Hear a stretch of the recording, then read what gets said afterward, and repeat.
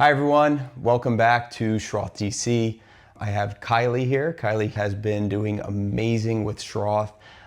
She also has a very interesting case in the sense of the complexity of her curve. It's very significant, and she's just been crushing it. And I just wanted to have her share her story with you about her scoliosis journey. So Kylie, when did you first get diagnosed? What was that moment like?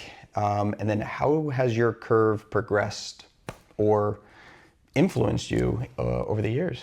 Yeah, so I got diagnosed pretty young. I don't even really remember it, but other members of my family have scoliosis, so it was kind of like almost they expected me to have it, so it wasn't anything crazy. All right, so they knew. All right. Yeah, and it's definitely gotten worse over the years. Okay. At least like visually it looks worse, but I've never really had any pain or anything associated with it. It hasn't like stopped me from doing anything I enjoy doing. Okay. So ultimately, like, I'm aware I have it, but I feel like it doesn't affect me all that much. Okay. And then so I'm imagining when you were a kid, it was on the lower end when it was first found. And then what did you end up doing? Was it just kind of like, hey, let's wait and see what happens. Let's just, you weren't like no bracing, no exercises. So you just kind of lived with it. And then when did you start realizing like, all right, this is actually a little bit more than what I thought it was going to be? Yeah, it was when I went to college. Okay.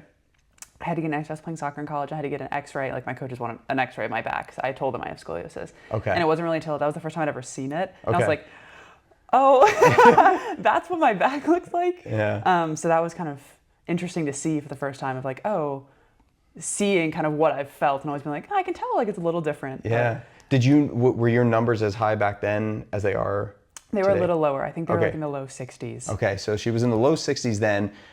Today, her upper curve is very close to the 80s, and her lower one is around 73 degrees. So these are really significant curves that typically you can have breathing issues occur around curves that are 50 degrees. It tends to be a little bit more common around 70, but this gal here is just former D1 soccer player, just crushing it and no issues. And how's pain been for you over the years? I've never really had any like significant Which is pain. amazing, no pain, right? I see people with 20-degree curves that are in debilitating pain. And why do you think that is for you? Like what do you think has influenced just you having this significant curve but not really having any pain?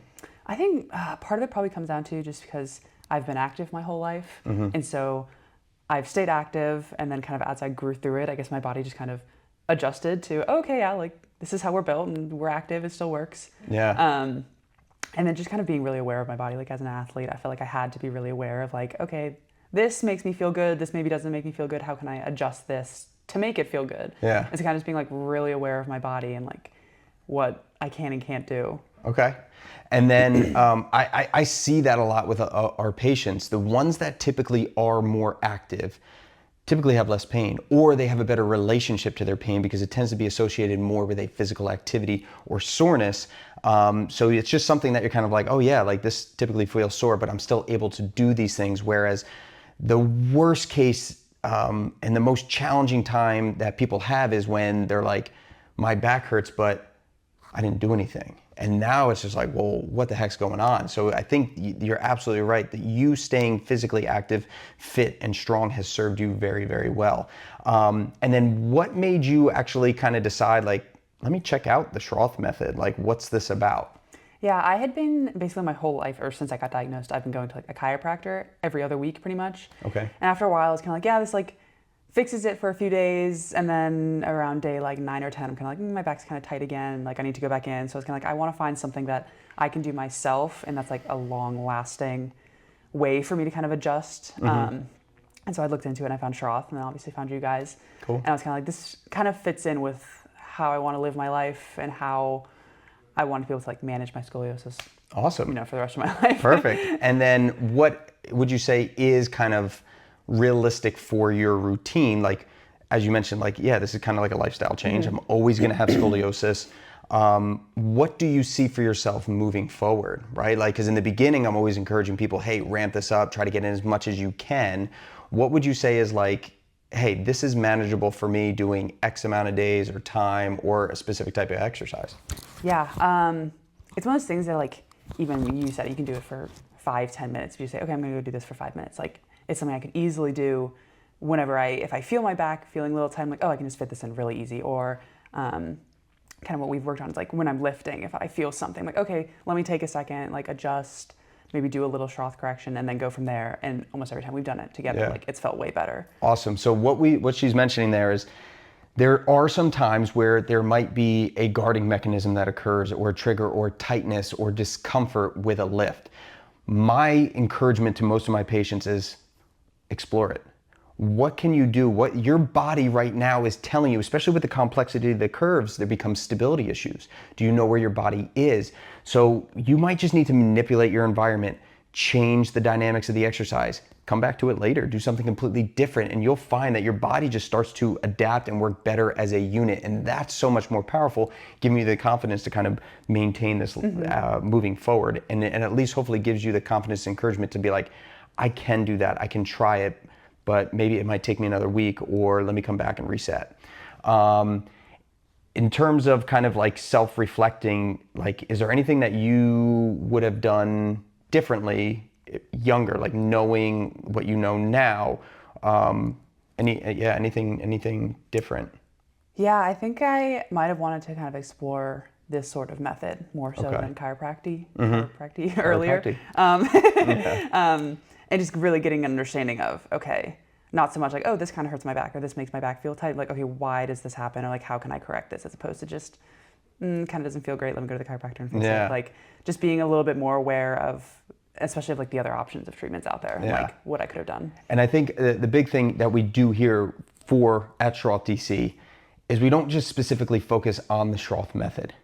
Yes, that is a key to our practice. It's the foundations, but we like to incorporate various exercises. I'm trying to meet you where you're at so that you stay engaged. And how do we transfer these principles into your everyday life for the things that you actually love to do?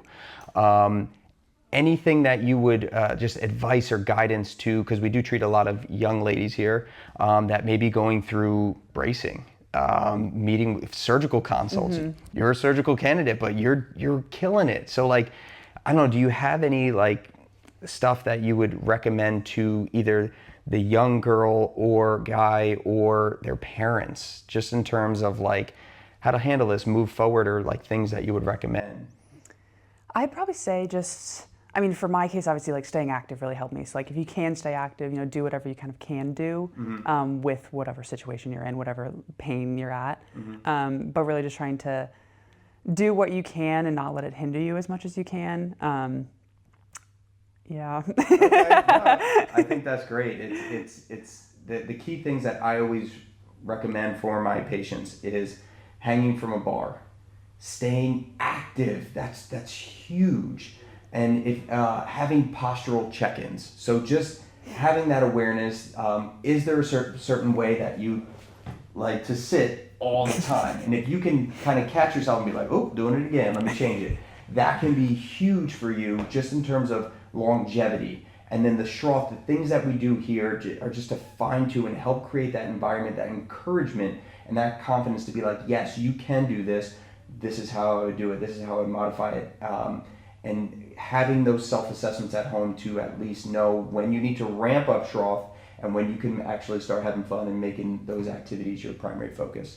Kylie, thank you so much. It's been a pleasure working with you, and just continue success with all your exercises and your career path. I'm really excited to hear where you end up. And she likes to swim with sharks. So,